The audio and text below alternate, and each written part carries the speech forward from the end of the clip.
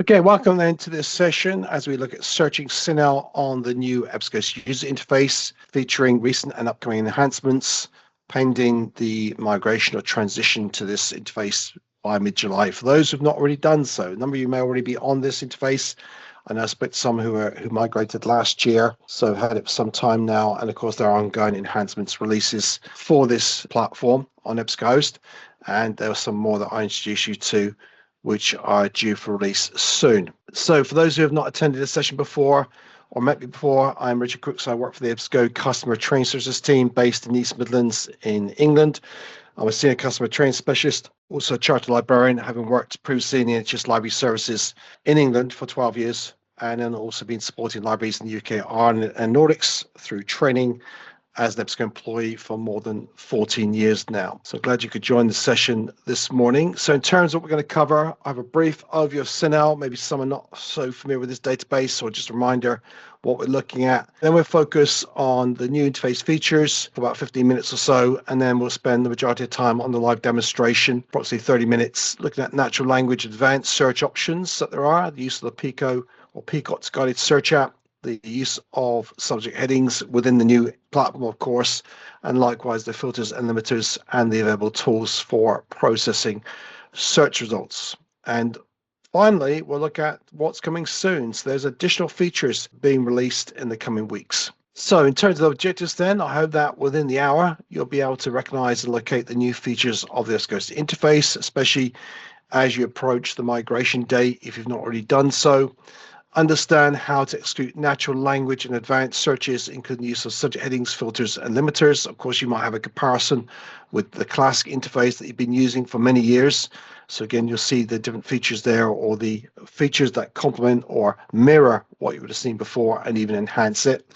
And also, you'll be able to use the PICO or PICOT search app to create a search. So that's to create the strategy based on a clinical framework, and be able to access and use various tools within the EBSCO interface to manage research, etc. So that's what you're expecting from the session. So obviously we will look at the searching aspects, but before we do, we'll go through just an overview of CINAHL, a reminder, of course, that it is a nursing and allied health database covering those specialties that you see cited below, including cardiovascular nursing, critical care nursing, nuclear medicine, occupational therapy, oncology nursing, pediatric nursing, physiotherapy, and psychiatric nursing, to name some of the specialties covered in this database, and of course the associated literature as well. Now, you may have different versions of CINAHL, so you may have upgraded from CINAHL to CINAHL Full Text, or even CINAHL Complete, or even CINAHL Ultimate. And CINAHL Ultimate is the version that we'll look at today as a demonstration, but essentially, whichever version of CINAHL that you subscribe to currently,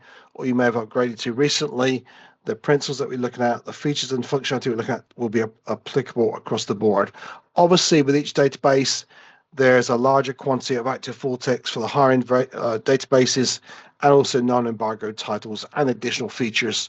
For example, evidence-based care sheets, videos, and so on will be available in the higher-end versions of CINAHL. But just want to clarify that regardless of what version you have, and though I will focus on CINAHL Ultimate today in the demonstration, the principles, the things that we're looking at today will be applicable still. So to begin with then, so just to follow that, we'll look at the new features and interface enhancements. And for this, I'm going to go kind of through a chronology of things that happened over the last few months as a recap, especially if you're not so familiar with the changes, if you've maybe postponed training because you feel, the migration date seems so far off at the start of the year. We're now, of course, only a month away from that, essentially. But just to begin, so back in October, we released the advanced search result list page, which basically meant you could see the search history displayed on the advanced page when you run a search. So it maintains the 3 search boxes. They are still displayed on the interface. The search history can be open to be displayed above the result list. So you see the result list there. And the results themselves also contain additional metadata. So that's the volume number of the citation, the issue number, page numbers, and the total page count. So this is available. And just to clarify again, you have improved button designs, the search sets, or each search line of search is displayed. So all the search strings are displayed in the search history, and they can be sorted in chronological order as well. There are applied parameters, so the search options that are applied within your instance of EBSCOhost will be displayed there. and also the hit counts are detailed. The databases are also noted. So there's a little icon on the screenshot and in the search history, which is like a cylinder, and that will give you the database name. The actions menu, so the three dots or the tools menu adjacent to each search set, means that you can delete, edit, or add that set to a project.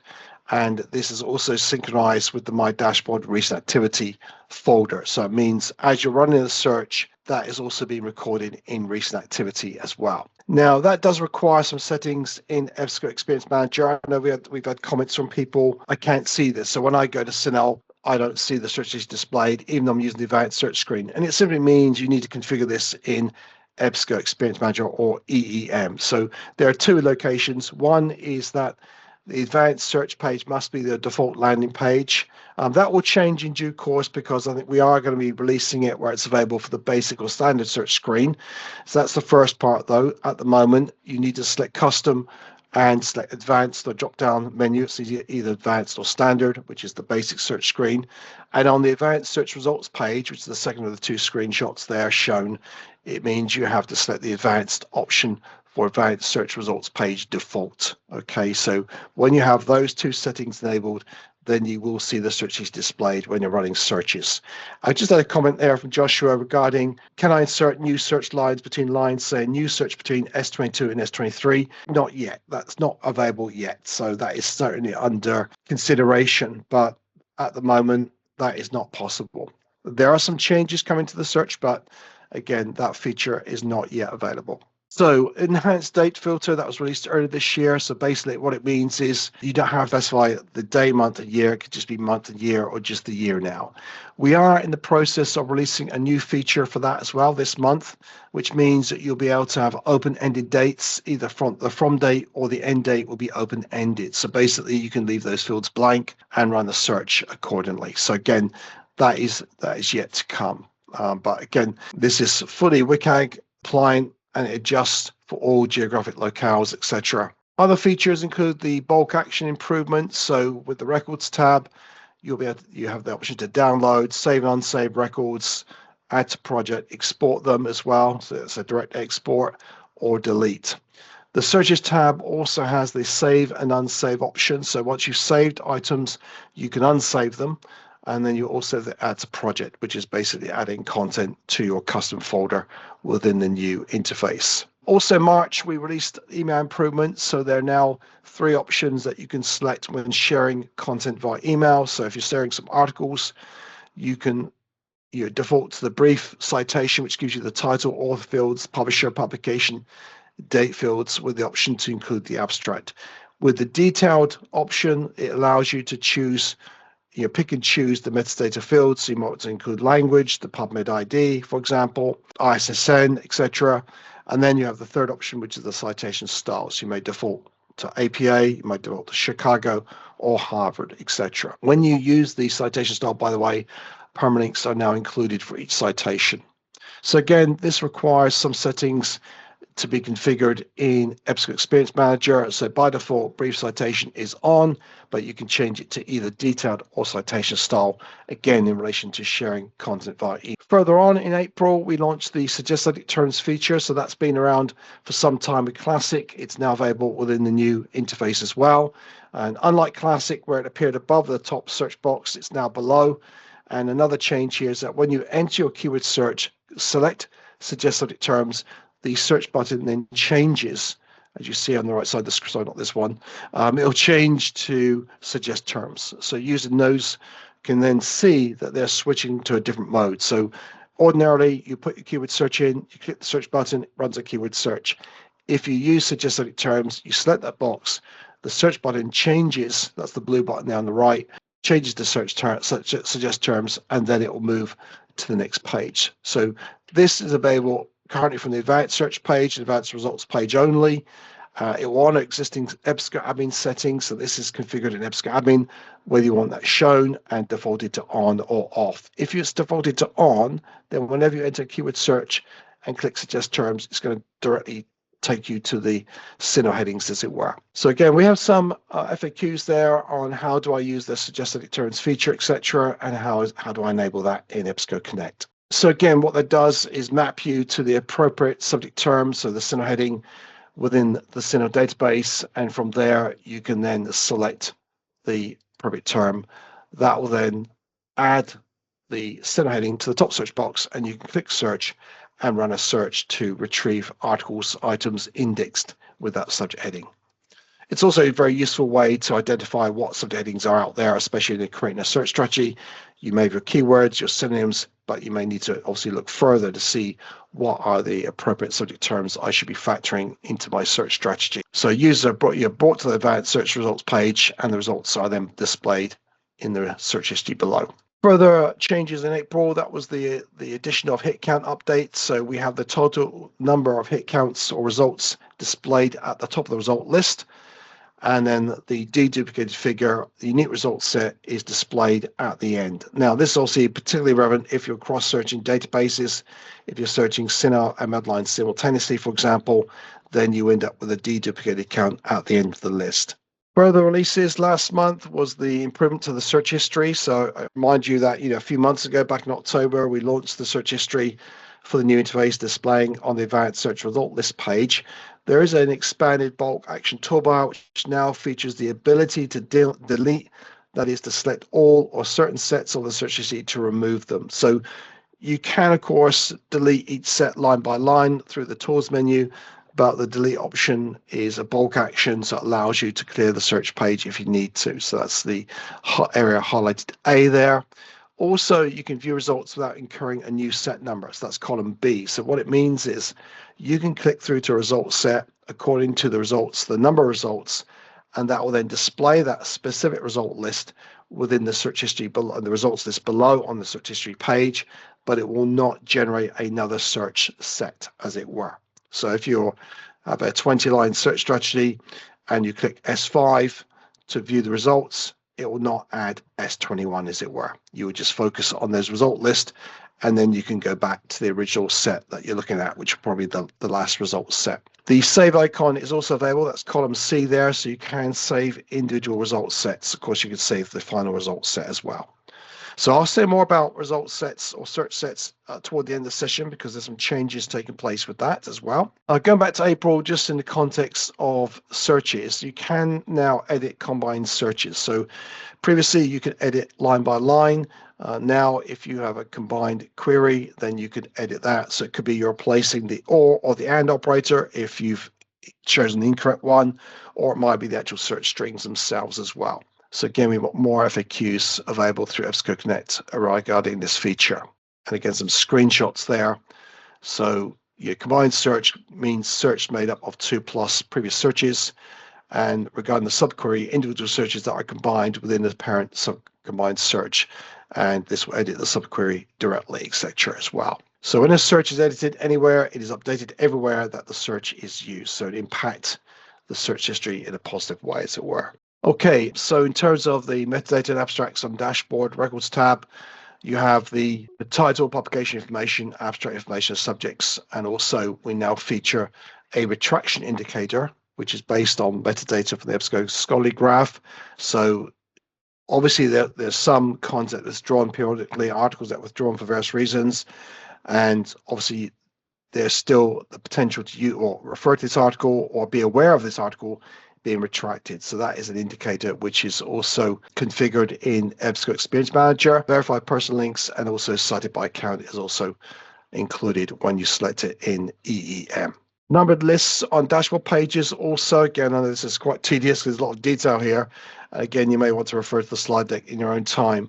But for the projects folder for records and searches, the pages are numbered. For the saved folder, records, searches, and search sets, which is coming this month, are also numbered or will be numbered, and recent activity viewed records is also, those results are also numbered now. So that's just a reminder of some of the changes that have taken place over the last few months, especially if you've not been aware or have not attended a training session, but you're aware that things are moving forward with the new interface again for the migration in July.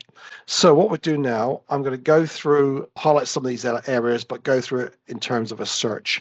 So what I'm going to do now is switch over. So again, if you do have any questions or comments about any of the features I've shown you, then feel free to put it in the Teams chat, and we'll look at those towards the end of the session.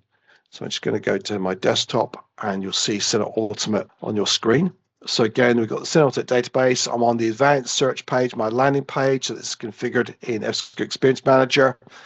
I have obviously access to the basic search, which we'll go back to in a moment. So you can have all basic searches. And this may be a profile that you opt for, say, for example, for undergraduate students as they're beginning out to use databases, resources, search the literature. And then for more advanced users, you may go to the advanced search page and default to that. I know some institutions in the past have different profiles, one for undergraduates, and then for postgraduates, PhD students, more advanced level searching, and researchers, of course, as well. We also have the Pico app as well. So I'll just show that briefly. So that's here. We'll come back to that to run a search in due course. And of course, we have the rows above. We have the Boolean operators, combine our search terms or exclude, and you can add up to 12 rows here, which is in keeping with the classic version. Then we also have the drop-down field codes. As some of you, I'm sure, are aware, last year we launched the ability to search title abstract simultaneously. That's the XB field code, which I use in the demonstration today. And of course, the other standard field codes are also listed here as well. Below that, you see the filters that can be selected here.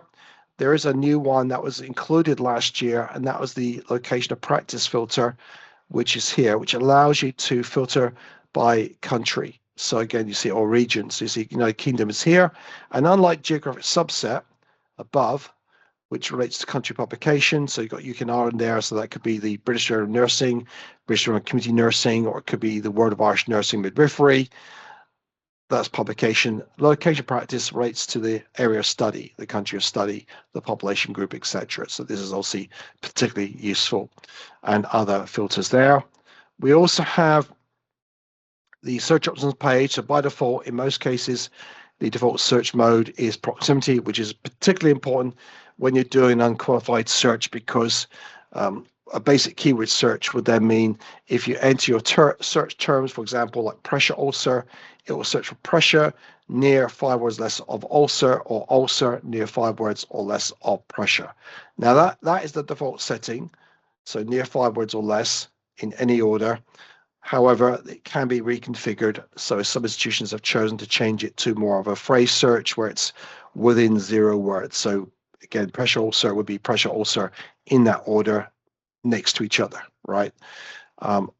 So if you want more information on search modes, we have the context-sensitive help menu. So EBSCO Connect there, that will take you to this page, and it will give you more information about those search modes, and including natural language search, which we'll visit in a moment live. So again, proximity search is here. Find all is the AND operator, etc. So again, there's more information. Likewise with expanders, again, I'm sure many of you are familiar with these based on use of the EBSCO's classic interface.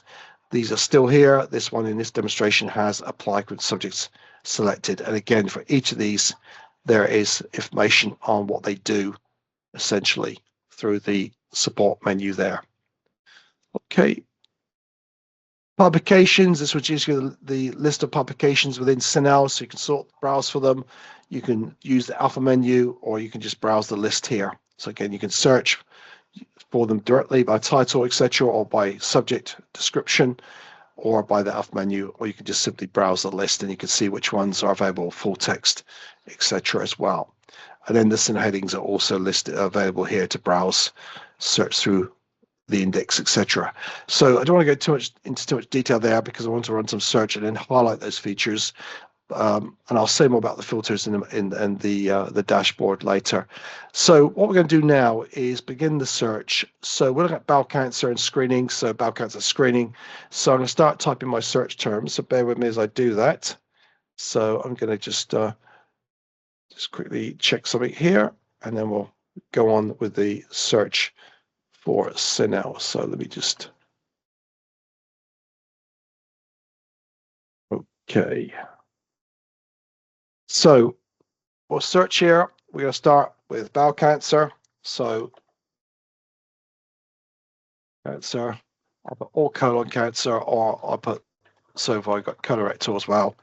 Okay, cancer. Okay, so I'll start with those terms initially. Now, I'm not doing an extensive search. I just want to show you some key features more than anything, but just to highlight some of these areas that we can look at. So if we choose the drop down and choose title abstract, we're going to search for these terms within this these fields, as it were. So again, just to highlight some of the functionality of this new platform, as it were. So what you'll see here initially then, again, we're on the advanced search page still, but there's the search history link now. I can click on that downward arrow and then open up the search history. So the search set, which is S1, is displayed, details the syntax, the field code, truncation I've used for colon, colonic, and colorectal. Search options that are applied. So again, these are really applied. They're by default, but they really only have impact when you have an unqualified search. So again, but they are recorded. The results there, again, you see the hyperlink there when you're viewing this result set, but I'll show how that works as we go through the search itself. There's the icon for databases, so you can see we're clearly searching CINAHL Ultimate. The save ribbon is there if you want to save this set, and we've also got the tools menu, which means we can edit the search details here if we needed to. For example, I can add, let's see, I'll leave that for now, but you can edit the search here, and then you would add another search for this one. Okay, so I could, let's see, yeah, I might come back to that later. Again, I want to got quite a lot to cover, so I won't spend too much time on some of the details there. But basically, the point is that you can edit the search string. Now, I mentioned suggested terms. Again, it works as it did before to a degree when you've got the search terms. So if I put in bowel cancer example here, and I select suggested. So at the moment, I've got my keyword search at the top search box. We've got the search button displayed, but if I select suggest term subject terms, that button is now changed to suggest terms. There's also this little information button there, so that tells the users that this is attempting or will search the subject terms authority file. Okay, which means you can add the subject search to your search. So if I click suggest terms now, it's going to map me to the CINAHL headings, and you can see here for bowel cancer, we should be using colorectal cancer. So if I just do that now, so I'm going to click on this one, select this, add to the search. You'll see it appends the CINAHL heading search to the top search box. I click search here, and now I'll retrieve records indexed with that subject heading. And of course, since it's been exploded, it's got the plus sign next to it. It will also include additional headings as well. So you can see that in the syntax. So MH, exact CINAHL heading, and then the plus sign indicates we've exploded this. And that can be automatic or otherwise. In my demonstration, it's automatic, but that can be disabled in EBSCO Experience Manager if you feel that's not helpful. So what I can do at this stage is combine the two sets, and then I can combine with OR, since they're the same topic, albeit one is a title abstract search, so the keyword search, free text search are the title abstract fields in records, and the other is the index search using the CINAHL heading. So I got them grouped into one result set, and again now you can see each of the results numbers are hyperlinks. That means if I want to look at S2 specifically, because I'm viewing the final set currently, then I can go in and click that link under results, and I can view those results specifically. So there may be instances you want to explore those results for some reason. Obviously, there's a lot of them, but again, each of the results hit count is now hyperlinked. But we'll move on to the intervention, which is really looking at screening. So I'm going to start typing for screening. I'm going to truncate this as well. For screened or screening, I'm going to add assess, and then I guess it could be assessment or assessed. I'm going to add also a diagnosis or diagnostic. So to do that, I'm going to truncate again. So that could be diagnosis, diagnoses, diagnostic, etc. And I'll search within the title abstract fields, click search. That will then appear in the search history also once that's completed. I'll run, and for some reason it hasn't. Oh, what happened here? So I'm using it, there it is. So just a slight delay there. So that appears as S4. Okay, and then I'm going to do the same again with screening. I'll put in screening this time. Okay, and I'll use the suggest subject terms mapping option.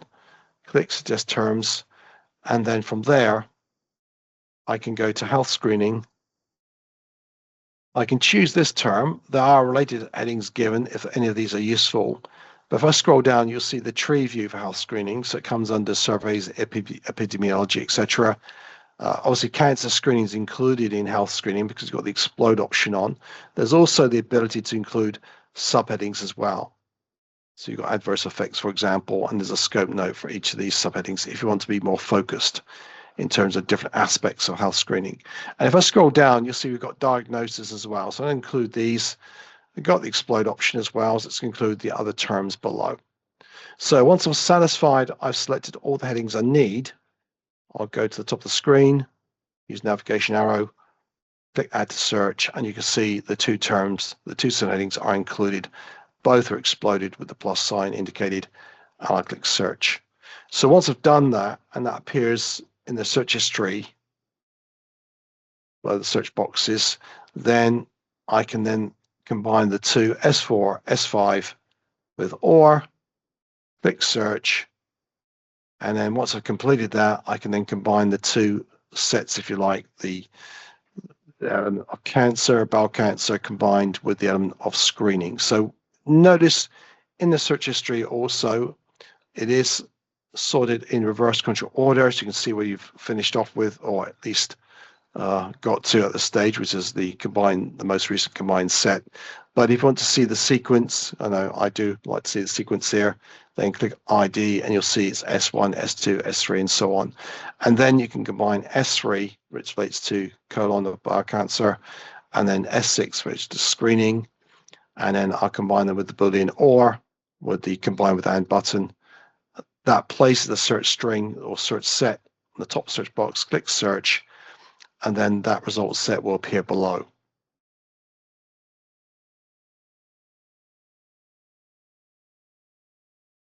And I just realized I should have shown you natural language search at the beginning, but we'll go back to that. Sorry, I missed that point.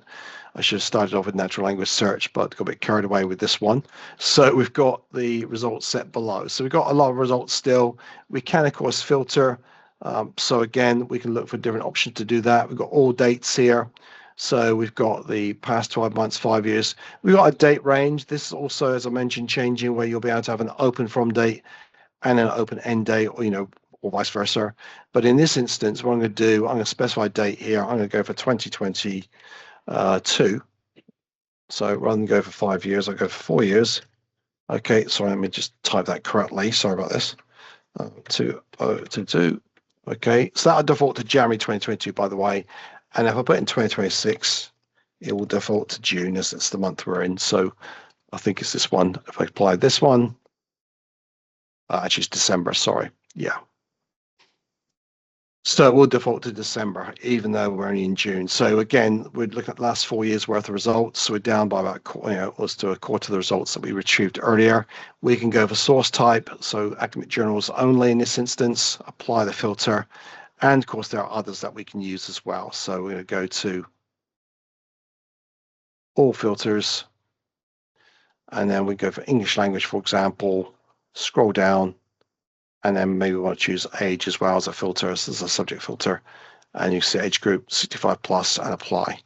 So I'm just going to stick with those filters for now. So apply the publication date, and you'll see the other areas that are also indicated as well in the search history when that appears. So we've got English language there and age 65 plus also included. So we've got 1,800 records below. Okay, you can see them detailed below. And then we can go in and process these. So just to highlight some of the key tools that you'll find here. So on this page, you'll see we've got the bulk action toolbar. So for result set, we can actually select these. And currently, only 50 items can be selected at a time. Now, that's going to increase to 500. So that figure will be available soon. You will need to be signed into EBSCO for that. But basically, you'll be able to save a lot more records than you can currently. But you can, from here, select these. And then from there, you can save these. And when you save items, they are saved in the save folder. Currently on the left-hand panel, and I'll say more about that as we near the end of the session. So any saved records will now be stored in this list. They're just waiting for them to load up on screen.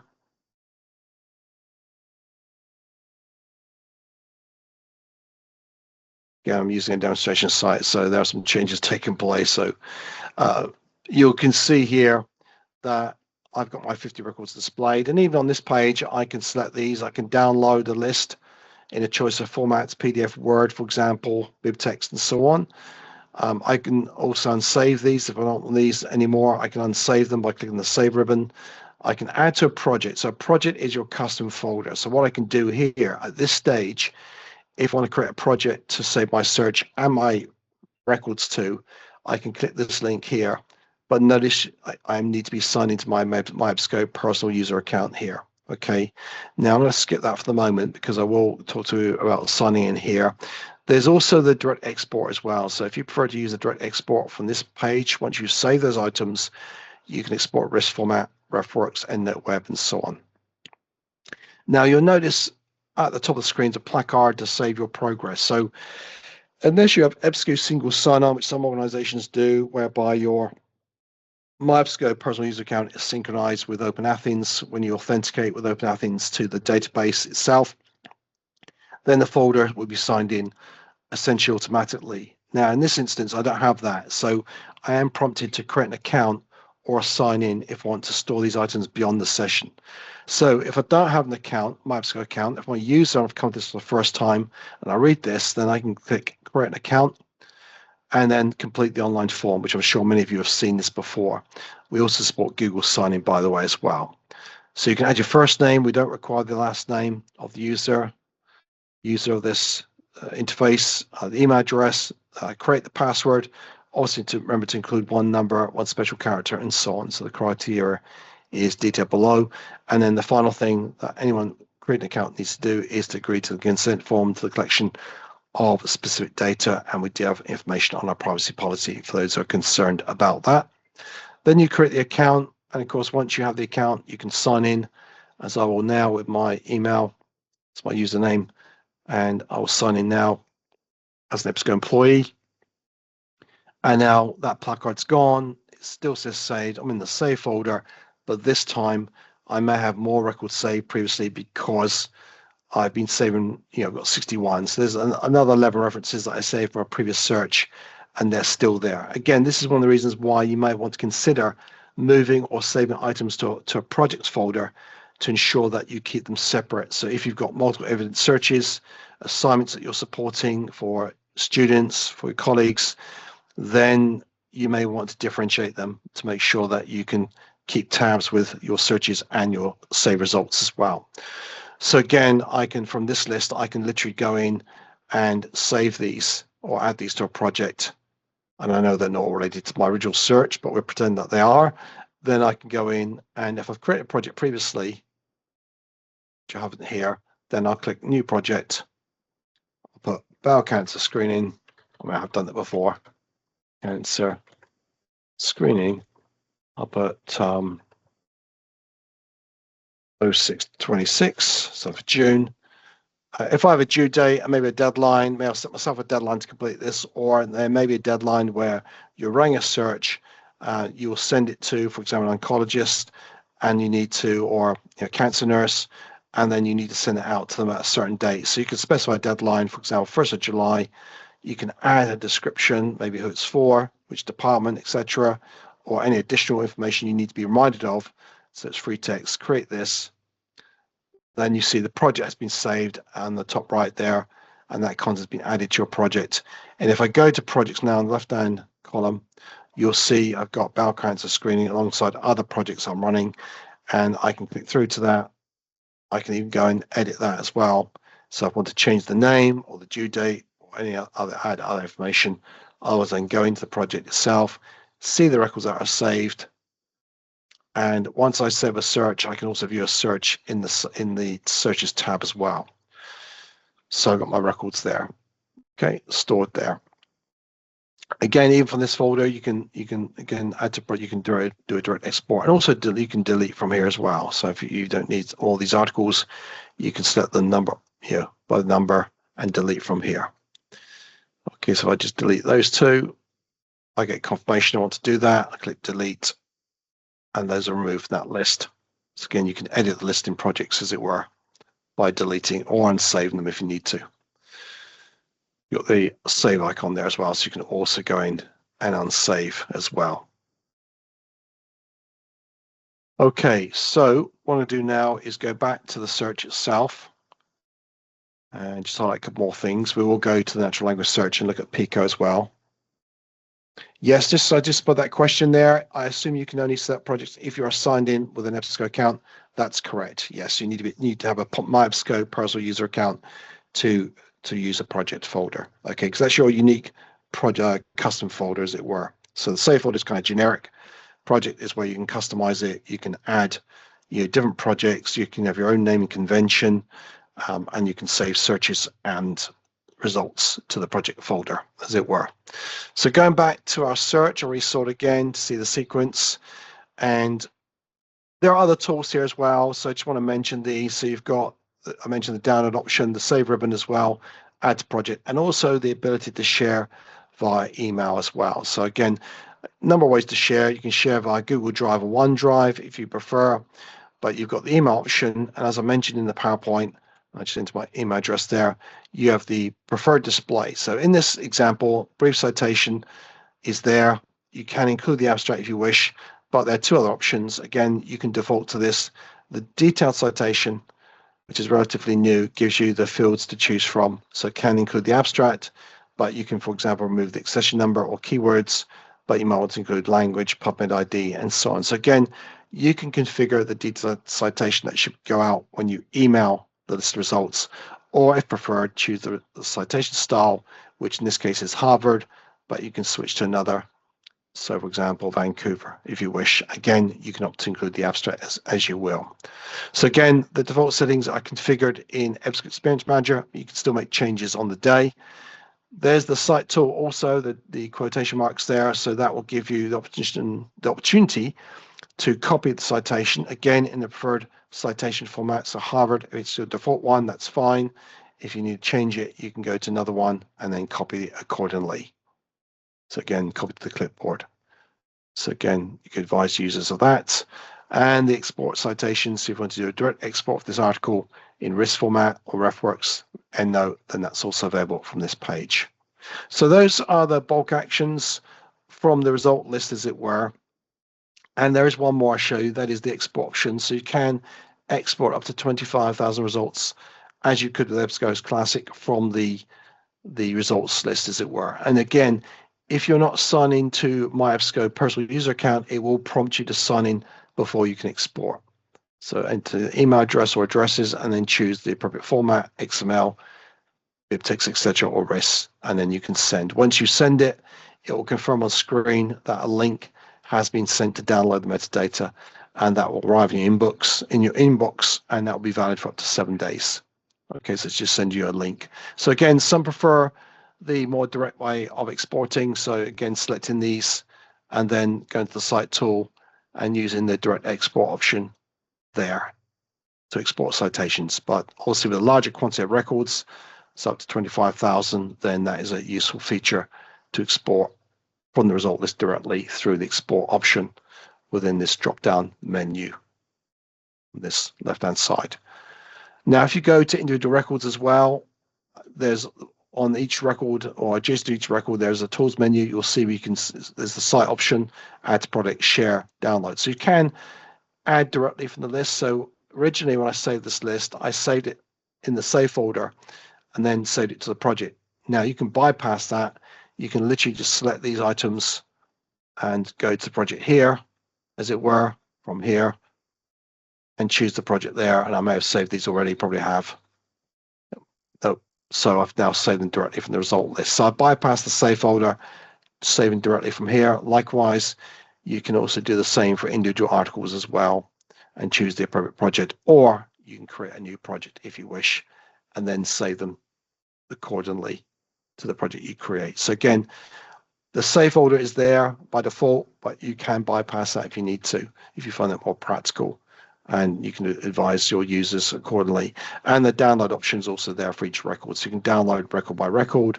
So in this case, the full text is available in PDF and online, and also metadata is available. And again, you've got a choice of formats, including Word, BibTeX, Mark, XML, and so on. So if you go to full text records, or if you go into the actual record itself, you can also see that the tools are also here on the right-hand side. And also within these record pages, you have, again, the options to view the full text as you can in the result list or download directly. And we have other features here, such as the references. A list of references are given, and you can explore those. You can see which of those are in the database. So in CINAHL Ultimate, those are available full text. And you can also sort them and also save as well. So again, even the references, you can save them. Okay. So I'm going to go back to results and then just quickly remind you regarding the full text options that you have. PDF is available, and again, you'll find the same bulk action tools are there when that displays on screen in a moment. And there's some more. So again, the top right, you'll see the save icon that will save to the save folder. The cite tool is there. So again, you can copy the citation, export the citation. The share icon is also there as well, which allows you to send and create the link as well for the article. You can copy that to the clipboard, as well as choose the email preferences. And that includes the PDF online full text will be sent automatically. Again, add to project is there, so you can add an article to the project. You don't have to go to the save folder. You can do it directly from this icon. The download option is there as well, so you can download the PDF or online, or the metadata only if you prefer. And the print icon is there. I won't go through that. We have publication content, so when you have PDF articles, you can explore other articles in the same journal. And we have the text-to-speech software. So again, you can listen to this online or download the MP3 offline for listening later. So this is a new feature as part of the new platform for PDF articles, previously available only for online full text. And there is accessibility support. So if any users have issues with using PDF, reading PDF articles, then you can scroll down and request Word, for example, or HTML. So that will take typically 3 to 5 business days to action, as it were. So there was a delay. You won't be able to see it immediately as you can now, but that accessibility support is available when you click on that icon on the top right. One more thing I'll show before we go on to other areas is the online full text. Again, so you may be aware of this already, but if we choose another article there, the online full text is available. So it means you can explore the article directly online. It also allows you to view the contents of the article, so you can jump to sections, for example. So if you want to look at the conclusion, you can quickly jump to that, or the competing interest, for example. So you can look at that content there for this article. So unlike PDF, which is the publication contents, this is the table of contents for the particular article, the research that you're looking at. But there's also text-to-speech software available here. Again, that can be downloaded as an MP3 file, but also it does allow you with online to change the text highlighting as well. And you can listen to this being read online. And one more option we have is the machine translation. So you can translate this article from English to another language. So for example, if I go to German, so from a native German speaker, or I'm learning German, I want to explore it in German, then I can view that in that language. It is a machine translation. So again, there's a disclaimer about that at the top there, just above the article, and it is provided by Microsoft, by the way. So again, by the way, if you do change the language, you cannot listen to this in German. It will only do it. If I try that now, for example, it will say audio is not available for translated text. Okay, so again, bear that in mind. And again, the tools menu are there to process the references. Okay, so what I'm going to do now is go back a step, as it were. So that's the advanced search, if you like, with processing records. I will go back to the basic search, click new search first of all. And just to remind you that recent activity has also recorded what we've been doing here as well. Okay, so from here, you can resort the search, and you can also download it from here as well, by the way. Now, I should have shown you also the download option for the search. Let me just do that quickly, and then we'll go on to the natural language search and Pico. So as well as saving the articles, you can save the search from the above the result list. There's a tools menu here. You can save the search here. Okay, and it defaults to the search string. So what I'll do, I'll put colon cancer screening example, and then I can save it in that way. In this instance, when I do that, I click close, it's saved to the save folder. And if I go into saved, and I'll see that there. And then what I would need to do, if I'm doing it this way, under searches, is then select and move to my project. Okay, so I choose that same bowel cancer project there, add now, and if I go to projects, it's now stored with the original saved articles as well. So again, I'll group my records and search together. So if I go to search here, it's stored there. Okay. So again, I'm not going to cover all the details there because I know time is short, but going back, obviously, rather than do that, you may even want to just download the search history so you can again resort and then select, and you can download it from here.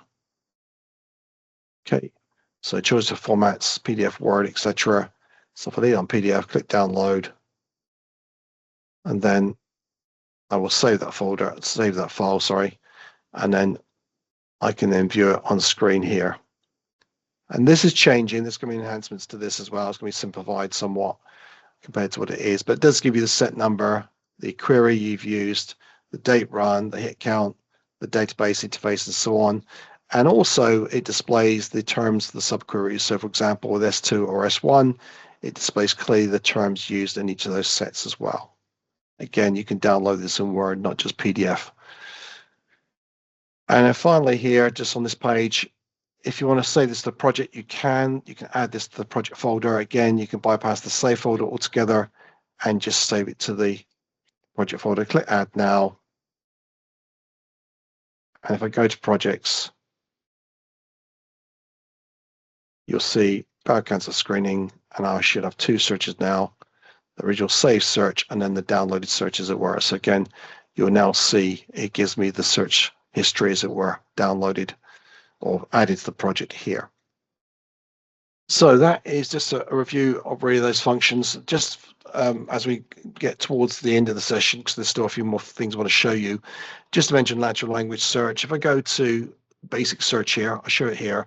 This is where you can enter a question or a statement. So it's designed to prompt a large language model to generate a Boolean query based on a statement of questions. It's the kind of everyday language that you're using. It needs to be enabled here. And then what I'll do is put what is impact of AI on nursing care within United Kingdom. Okay, so it's just a simple question. Okay, and when I run the search, you'll notice it's doing a couple of things. First of all, just before the results display, you'll see how does it work. There's a link there, and that will take you, if I click on that, I'll give you this little box that opens up and just explains to the user what this is about and the kind of questions that you're going to ask. So very simple questions there given. It also shows the refined query. So some of you may have seen this previously. It gives you the Boolean query for this search. So essentially then the large language model has come up with additional terms, for example, artificial intelligence as the expression, machine learning, automated systems. I put in nursing care. It's also added nursing practice, patient care, clinical nursing. I put in United Kingdom, but it's also come up with UK or Britain. So it's come up with synonyms as well. And this has been generally well received by staff within healthcare. So again, potentially useful for students. And it also prompts you to consider other questions. So for example, in what ways is AI enhancing patient care in UK hospitals? And that may be the better question. So you'll see below currently it has highlighted in yellow the key terms for my question, plus they're in bold within the abstract fields and also the subject fields as well. But if I feel that the other questions, the recommended questions, so this is again, the large language model has generated other questions that you may also ask. So if I click on this one here, I can see how it compares with the original question, but it may rephrase it in a way that I thought, actually, that sounds better. That's more what I'm looking for. And then you still got 30 results here. And see clearly artificial intelligence in UK hospital medicine, etc., AI enhanced healthcare, etc., and so on. Okay, so that's the natural language search. It can be used, if I click new search on the advanced search page, you'll see under search options, natural language search is here. So when you select the option, you can enter the statement of question and run a natural language search from this page. The only thing it will not show you the refined query currently. Okay, so just bear that in mind. If you want users to be able to see the refined query, generally recommend its use within basic search or standard search screen. And finally, just to highlight this Pico app before we go to the slides again, you've got that on the right-hand column. So basically, it allows users to populate the Pico elements with the added element of T or time or type of study. Okay, so it's perhaps a useful way to train students on using Pico or clinical frameworks or frameworks in general, because they get into the practice of entering key terms. So for example, in smoking, I'll put smoker actually. Intervention here would be acupuncture. So this will be compared to nicotine replacement therapy. I'll put nicotine replacement therapy. Okay. And then smoking cessation as the outcome. Now I'm going to keep it quite simple. I've tried different variations of this. I've included Boolean operators like or in the terms above. I've used truncation, and it does work with those features. But to keep it simple, and again, you're not required to complete all these fields. The only two that require completion are the population, problem, or patient, the P element, or PICO, or PICOT, and then intervention. The others are essentially optional. One is recommended, of course, if there is a direct comparison. And then you would add that to the search. You see it as constructed, and then you just run the search based on those terms. Okay, now I've got 11 results. You can end up with more if you add other terms, if you truncate. But again, you see the relevance of results here with the key terms highlighted there and below. Okay, also to highlight here, while we're here, you'll see cited by count as well. So if I click this cited by button, it will then bring up a list of articles that cite this article. So obviously, the more it's cited by, the likelihood it's to be relevant to your research, etc. And then you can check those that are full text or in this database as well. And of course, you can save any of these to the save folder using the save ribbon as well. That's the cited by count. There's also a more like this feature too. It's like a recommendations based on the metadata that the EBSCO Scholarly Graph has, and it will suggest other articles which could be of interest to the researcher, to the user, to the student. So again, it lists up to 5 typically. There's only 1 here in this instance, but you can view the full text for this article, view the detailed record, you can save it, and you can also comment, was this recommendation or did you find this recommendation helpful or otherwise? So again, it's a more like this feature which can be enabled. So on this demonstration, it's enabled. Okay, so what I'm going to do now is go back, and before I do that, actually, I just mentioned the help menu on the left-hand column. So the help menu is on the left, and that will take you to the EBSCOhost quick start guide. So if you want more information about using the various features, so for example, if you're looking at using or creating projects, you can go to that area and explore that in more detail with the screenshots provided. So that's available directly from this page, okay, from this area. And I'll say more about this area because that is changing soon. So let me go back to the PowerPoint and again, just highlight some other areas, elements that are coming soon to the interface, which would be available by the time you migrate to the platform or switch to it. So coming soon, access options menu on the dashboard. So again, this is where you have the links to full text, etc., to be displayed within records and in the projects folder, within the save folder, and also recent activities. So it seems a slight detail, but they're coming this month. Bulk action improvements as well, the ability within the results page, the projects and save folder. This will include the ability to multi-select up to 500 records at once on the result page. So presently it's 50, but it will be increased to 500. So you will need to be signed into a personal user account for this. And the reason being is that EBSCO must protect licensed content from misuse. So it's the data harvesting and so on. So again, there has to be some protection to that, which does require users to sign into a personal user account. Of course, again, if you have EBSCO single sign-on, that would essentially be mitigated. Search sets, this is a big one. This is currently undergoing testing. This is where you have the ability to save the search history as a complete search set. So it will save all searches within the search history up to 200 lines. Now, there's been some discussion whether that's sufficient or not. I know my almost 15 years at EBSCO, I've never seen a search more than 120 lines in a search history for the EBSCOhost interface. So obviously that's well within the capacity of 200, but it'd be interesting to hear from yourselves whether that's sufficient. But that will save the complete set. So search sets will be saved in the saved folder as a search set, as a saved search set, and you'll be able to, obviously find a list of those search sets in the My EBSCO saved area.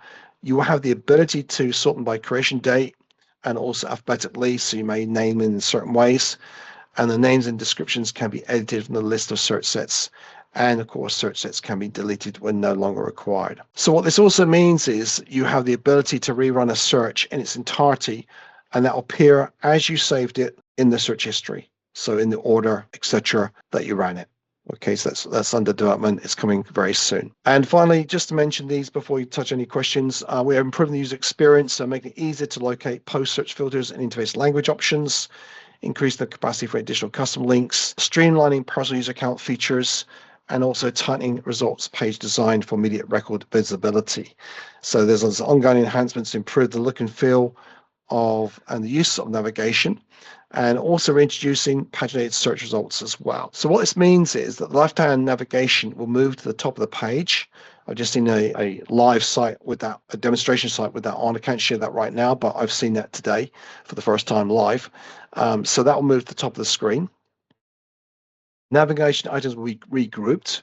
So you have the browse options, which allows you to browse publications, the headings, the CINAHL headings that you might call glimpse of in the demonstration. So again, this will appear at the top of the search screen when you open those menus up, when you expand them. So research tools that include the ability to link to EBSCO Connect and so on, the help menus, and additional links, and that will soon support up to 10 links as opposed to 4 currently. And importantly, there's the language selector. So again, you'll be able to, as a user, choose the language of the interface. So if you're a new student, if you're still coming to terms with English, proficiency, etc., although there's a degree when you arrive, of course, then you can switch to a native language, as it were. So I forget how many languages are actually supported. I think it's at least 30, probably more than that now. But that will also be available.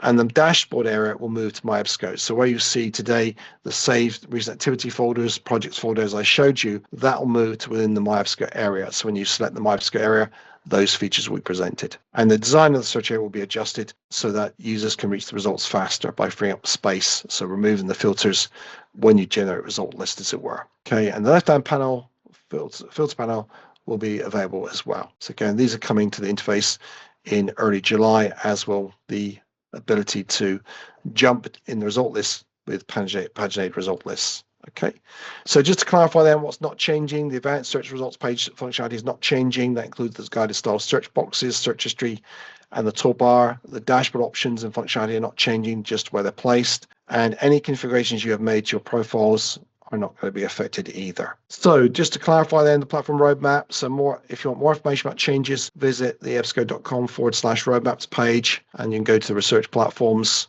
and that will take you then to a subsequent page where you can filter to EBSCOhost as the interface, and then you can also check out the release dates. So there's a lot coming in June, and also the category if you need to. And for more, if you want more information, particularly if those who support the systematic reviewers and so on, those who are learning to do systematic reviews and incorporate some of the advanced features, we do have this page as well available with the link provided in the slide deck. So I think before I go into training support, just to clarify then some of the questions here that have come up. Joshua has asked, when I enter a search, is there a minimum number of characters I need to enter? It can be a pain to search for, as some character databases interface only allow character search of at least 3 letters. As far as I know, we don't have that limit. I need to check that. It's a good question. I mean, I entered AI in the natural language search and it picked up it was AI, it's artificial intelligence. It wasn't an issue, obviously using everyday language, but I can check up that out with our team about that. And then Zoe says, the changes are going to be implemented by end of July. Yes, you understand. Yes, so a lot of you are university librarians creating editing guidance material over the summer. So yes, the deadline is mid-July for the migration. The changes that I just mentioned are coming between June and July. Okay, so July, the navigation is changing early July before the migration takes place in mid-July. Okay, so this is like the final month, as it were, of changes. Or say there will be change in the future. There's always going to be change at some point, but these big changes that I've introduced you today will go live in time for the migration.